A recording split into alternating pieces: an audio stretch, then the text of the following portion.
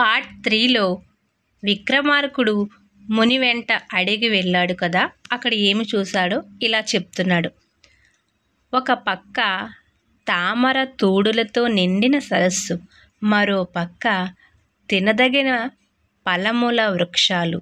ఆ ఆలయానికి చుట్టుపక్కల ఎక్కడా నరసంచారం లేదన్న విషయం ఆ పరిసరాలను చూస్తుంటేనే అర్థమవుతుంది. రాజా, ప్రయాణ బడలికతో నీ శరీరం అలసిపోయి ఉన్నట్టుంది. అది వాడిపోయిన నీ ముఖం చూస్తుంటేనే తెలుస్తుంది. ఆ సరస్సులో స్నాన సంధ్యాదులు కావించి, ఆ వృక్షాలకు వేలాడుతున్న ఫలమును భుజించి ఈ పూటకి విశ్రాంతి తీసుకో.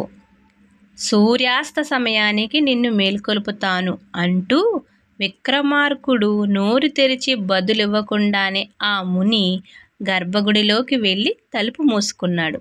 ముని చెప్పినట్లుగానే విక్రమార్కుడు సరస్సునందు స్నానం చేసి, వృక్షాలకు పడిన పళ్ళు కోసుకొని భుజించి, ఆలయ ప్రాంగణంలో ఒక పక్క శుభ్రపరుచుకొని మేనువాల్చాడు. విక్రమార్కుడు ప్రయాణ అలసట వలన కొద్ది క్షణాలకే గాఢమైన నిద్రలోకి జారాడు.